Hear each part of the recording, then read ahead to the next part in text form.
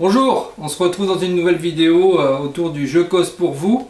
J'ai récolté un peu toutes vos questions et je vais y répondre directement. Alors la première question de Pascal Arnoux. Je réalise actuellement une scie à chantourner sous table avec une scie sauteuse. Quel conseil pourrais-tu m'apporter? Alors Pascal, déjà faire une scie à chantourner sous table avec une scie sauteuse, c'est pas évident. Parce que si tu mets uniquement la scie sous table, avec la lame qui dépasse, la lame va être maintenue par son support bien entendu, mais en haut elle ne sera pas maintenue. Ce qui fait quand on fait quand on veut tourner ou faire des choses comme ça, découpées en cercle ou en virage très serré, même avec des lames très étroites, la lame va faire ça, va toujours avoir une torsion et les coupes vont être vraiment, seront jamais d'équerre et ça va être vraiment l'enfer et c'est assez dangereux à utiliser de cette façon. Il faudra que tu fasses un système qui passe par-dessus la lame. On en trouve sur internet, hein. Tu peux regarder sur YouTube, tu vas voir des vidéos de personnes qui ont réalisé ça. Pour faire un espèce de bras qui vient au-dessus et avec un système avec des roulements à billes, maintenir la lame par le haut, tout en haut. Donc la lame va pouvoir monter et descendre, mais elle ne pourra pas aller de cette façon de gauche à droite et un troisième roulement derrière. C'est un peu le principe de fixation des lames de scie à ruban. Hein, on a un roulement de fond qui permet à la lame de venir en appui dessus, en butée, et deux roulements pour guider la lame dans l'autre sens. Et le tout va pouvoir tourner au rythme de la scie sauteuse. Voilà, c'est le seul truc que je vois, et puis utiliser des lames très fines, mais franchement c'est pas l'idéal pour faire une scie à chantourner. Si tu dois acheter une scie sauteuse pour le faire, n'achète pas une scie sauteuse, économise encore pendant un mois ou deux, et achète-toi une scie à chantourner, on en trouve très peu cher. Et même une scie à chantourner de mauvaise qualité donnera toujours un meilleur résultat qu'une scie sauteuse sous la table. Voilà. Si c'est pour faire que de la découpe, couper des tasseaux ou autre, voilà, ça va aller. Mais faire du chantournement avec, je pense pas que ça soit très top. Voilà Pascal. Alors deuxième question de Yves B. Concernant les vis qu'on utilise dans les perçages Kreg, les perçages inclinés Kreg. Il me dit qu'il utilise pour sa part des vis cruciformes, ça marche. Il faut juste respecter la longueur de la vis, comme avec les vis Kreg, de toute façon, il faut toujours respecter. Et les vis à empreinte carrée, je n'en trouve pas partout. Pour ma part, j'ai déjà vu des réalisations faites avec des vis cruciformes, même en faisant très attention au serrage. On arrive facilement à éclater le bois ou alors à rentrer trop fort dans le bois et à repasser de l'autre côté. Et c'est pas top du tout parce que l'empreinte conique de la vis cruciforme rentre facilement dans le bois. Alors si c'est du bois tendre, alors là ça peut passer à travers, ou alors votre assemblage ne sera pas vraiment solide comme il devrait l'être. Donc pour ma part, j'utilise que des vis Kreg. J'ai cherché, j'en ai trouvé. J'ai les vis Kreg en boîte, j'ai les vis Kreg par 500 ou par 100 en gros filet et en fin filet. Le fin filet pour les bois durs et le gros filet pour tout ce qui est bois tendre. Donc j'ai vraiment les deux versions. Je peux utiliser de cette façon comme je veux. J'essaierai de retrouver l'adresse où j'ai trouvé dans l'Est toutes ces vis ici. C'est des boîtes 200, gros filet, fin filet. Franchement, j'ai trouvé ça facilement. Les frais de port sont pas très élevés, pas plus qu'ailleurs. Et j'ai mon stock de vis pour un bon moment. Et franchement, c'est les rares qui vendent les vis en boîte plastique de cette façon. C'est vraiment pratique pour ranger. Et puis on voit à travers tout de suite ce qu'on a. Là ici, bon, j'avais pas trouvé, donc j'avais des boîtes de 500. Mais bon, 500 ça fait quand même beaucoup. Mais bon, vu le prix, c'était pas trop gênant. Donc c'est facile à trouver. La vis est quand même plus pratique parce que la vis... ça fait du bruit. Vous voyez, la vis est quand même à tête plate. Elle n'a pas... voilà. Vous voyez, bon, il y a l'empreinte carrée. C'est peut-être le seul truc qui est peut-être gênant, l'empreinte carrée. Mais bref, ça vaut vraiment le coup de dépenser un petit peu de sous pour s'acheter ces vis-là. Parce que le résultat de serrage, est performant. Ça serre comme ça doit serrer. Parce que les vis tête fraisées, même en faisant attention, on finit par serrer trop. Et ça ne sert pas assez encore. Puisqu'on ne peut pas amener les pièces de bois vraiment en contact très serré. On n'a pas un résultat vraiment idéal. On a l'impression que le résultat est idéal, mais il ne l'est pas du tout. Donc pensez quand même à essayer de vous procurer des vis. Je vais essayer de vous trouver le lien, je le mettrai sous la vidéo où j'ai trouvé ça. C'est dans l'Est, je sais plus le nom, c'est un nom assez compliqué, et ça commence par un H, je sais, mais je sais plus. Je sais plus exactement le nom de la boîte où j'ai trouvé ça. Et j'ai reçu les vis en 3-4 jours de temps. Hein. Vraiment, vous faites votre stock quand c'est comme ça, et c'est vraiment assez sympa comme prix. Donc c'était pas vraiment une question de Yves, mais j'ai voulu l'inclure dans les questions parce que je voulais vous reparler un petit peu de ces vis fraisées, vis plates, parce que quand on débute, si on utilise les vis fraisées, là Yves peut-être fait bien attention comment il fait attention à sa longueur de vis, mais il faut aussi faire attention à la longueur de vis avec les autres. Mais avec le serrage, on n'a pas le même couple de serrage, je vous garantis que ça ne serre pas de la même façon. Ensuite, Pierre-Alain Béraud, alors c'est au sujet de l'aspiration pour aspirer les copeaux sur une machine, genre ma petite raboteuse Dego Titan. Concernant l'aspiration, j'utilise pour mon électroportatif un aspirateur industriel Karcher avec un bac séparateur de poussière. Penses-tu que ce soit suffisant pour l'évacuation des copeaux? Merci encore et pour ton retour. Pour ma part, j'utilise, vous l'avez déjà vu, j'utilise un aspirateur standard, hein, enfin un aspirateur d'atelier quoi, avec un diamètre de tuyau, je sais pas combien c'est, le tuyau standard, là, une quarantaine de millimètres.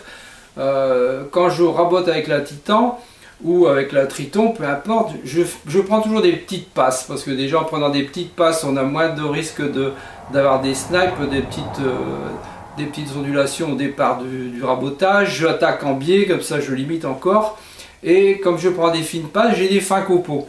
Donc avec mon aspirateur standard, en le mettant directement au bout, ça fonctionne très bien.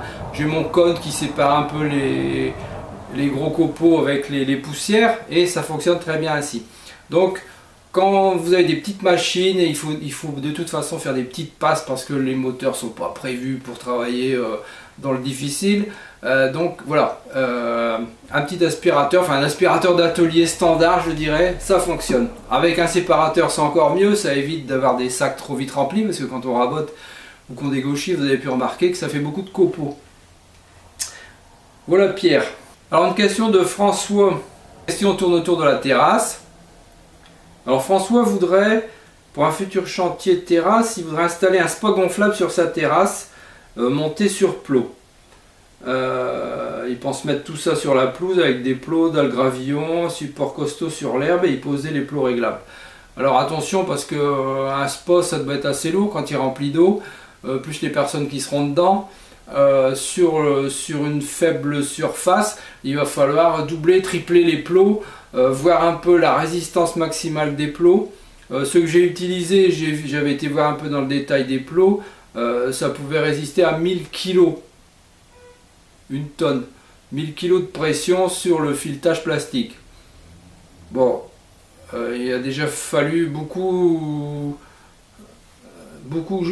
lire cette info pour que j'arrive à me convaincre. J'en suis toujours pas convaincu, donc je me dis, on va diviser par deux. Déjà 500 kg, c'est déjà pas mal sur un plot, 500 kg. Donc il va falloir diviser par deux ce que les fabricants indiquent, hein, parce que peut-être qu'eux les font, mais toi si tu le fais et puis que ça casse, ça sera pas bien. Donc tu divises par deux, quand on te dit ça résiste à 1000 kg, tu te dis je vais pas dépasser 500 kg, déjà tu seras plus dans le vrai.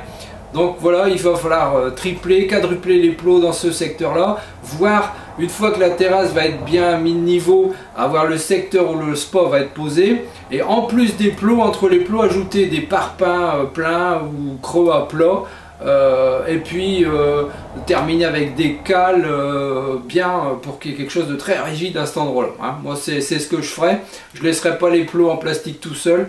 Je mettrai en plus, je ne me fierai pas aux infos de 1000 kg des fabricants, ils disent tous à peu près le même. Hein. Je rajouterai, une fois que tout a été stabilisé, bien mis de niveau, je glisserai des parpaings bien stables au sol et je calerai sous les bois pour avoir quelque chose d'encore plus rigide sous le spa. Voilà, ça serait ma façon de faire. Voilà François. Alors question de Christophe. Alors dans plusieurs de vos vidéos, vous utilisez de la colle en spray pour coller du papier sur le bois. Quelle est la marque de colle? La marque de colle, peu importe. Une colle en spray, faut regarder dessus. Souvent c'est un espèce de néoprène ou un dérivé de néoprène, quand même, comme les colles contact qu'on utilise en tube. la colle où on doit en mettre des deux côtés, bien étalée et laisser sécher au minimum un quart d'heure et coller. Ça s'appelle la colle contact. Quand on la met ensemble, c'est comme si on avait un aimant. C'est le même principe, cette colle en spray. Alors après, il faut regarder parce que j'ai un modèle, c'est de la colle en spray non repositionnable, c'est-à-dire qu'on met le spray, on la trouve un peu dans toutes les marques, hein. Je ne vais pas citer de marque ici, c'est pas la peine de leur faire de la pub. Vous les trouvez en GSB ou même dans les supermarchés, vous trouvez ça, il suffit de regarder si elle est repositionnable ou si c'est une colle, on met un coup de spray sur les deux côtés, on colle, ça bouge plus. Ensuite, si on veut que ça colle encore plus longtemps, mais des deux côtés on laisse sécher 10 minutes et on colle, alors là ça bouge plus du tout. Il y a la repositionnable, c'est-à-dire on met que sur un côté et on le met tout de suite. Et là, certaines colles, on arrive à enlever le papier et le remettre pour repositionner. Donc il faut vraiment lire ce qu'il y a dessus, et toutes les marques le font, toutes les marques de colle. De toute façon, je suppose, quelque part tout en haut, ça doit sortir quasiment du même bidon et finir dans des bombes de marques différentes avec le même produit. Ah, c'est quelque chose dans ce goût-là. Mais bon. Donc voilà, peu importe la marque, il suffit de bien regarder dessus si elle est spray collant ou spray repositionnable. Il vaut mieux encore prendre repositionnable, c'est plus facile. Si on a fait une petite erreur, on peut décoller et remettre. Voilà Christophe. Ensuite, une question de James. Salut à toi JC. Existe-t-elle pour une fixation sur plafond placo? Il parle au sujet des dalles de plafond, des dalles LED lumineuses que j'ai mis dans l'atelier. Est-ce qu'il y a des fixations pour plafond placo? Alors toutes ces dalles, quand on va sur les sites de vente, on trouve toujours, une fois qu'on a fini le choix des dalles, il y a toujours des supports. Ce sont des cadres qui coûtent plus ou moins cher. Quelquefois ils coûtent aussi cher que la dalle LED par elle-même. Mais bon, c'est un support, un cadre qui va pouvoir venir se fixer soit sur les rails du placo et après passer le placo autour, enfin un truc comme ça. Mais vous trouvez toujours des cadres, des adaptations. Moi j'ai pas eu besoin de cadre parce que sur les côtés de mes dalles, il y avait des petites équerres qui étaient déjà prévissées. Je suppose que c'est des équerres qui servent à visser dans les cadres, mais moi comme c'est pour un atelier, j'avais pas besoin de cadre. Comme le bord de la LED est blanc et sympa, ben, je l'ai posé comme ça. Voilà. Mais il existe toujours des cadres, tous les marchands qui vendent ce genre de LED, ces dalles LED vendent aussi les cadres de fixation. Voilà. Alors, question de Richard, c'est autour de la scie circulaire que j'ai réalisé, la table de scie circulaire. Il me demande si le variateur de vitesse sur la scie est d'origine. Oui, il est d'origine, elle a même un démarrage progressif, ce qui est sympa quand ça démarre, et un arrêt assez rapide même. Il doit y avoir un frein électrique dessus. C'est une scie que j'ai acheté 80 €, Brico du coin, c'est du constructeur. J'avais aucune confiance dans cette marque, hein. Je l'ai pris parce que c'était pas cher. Je voulais tester ma scie, je voulais tester mon plan de travail et voir si ça aurait été, si ça, elle aurait pu servir à autre chose après, si ça allait pas. Mais bon, elle est dessus depuis et ça ne bouge pas, c'est costaud. Voilà, donc oui, le variateur était dessus et je suis pas du tout déçu. Maintenant elle tourne, des fois j'en ai mis plein les dents, c'est le cas de le dire pour une scie, et elle bronche pas. Voilà Richard. Alors une autre question autour de la Rabo Devo Titan, c'est Gilles qui me pose ça. Est-ce qu'il peut brancher un aspirateur de chantier sur cette Rabo? Oui, on me demande souvent ça. Ou est-ce qu'il faut un aspirateur spécifique? Donc j'ai déjà répondu au-dessus pour ce genre de questions. Et surtout, comment brancher le tuyau d'aspiration parce que le collecteur a un gros diamètre. Oui, le collecteur a un gros diamètre, mais j'utilise même pas le collecteur gros diamètre. Le diamètre de mon tuyau flexible d'aspirateur passe dans la fente du système parce qu'il y a une espèce d'entonnoir dedans. Tu verras quand tu ouvres le collecteur de copeaux, il y a un entonnoir qui ramène tout au centre et où il va y avoir le support ou le raccord de l'aspirateur, peu importe.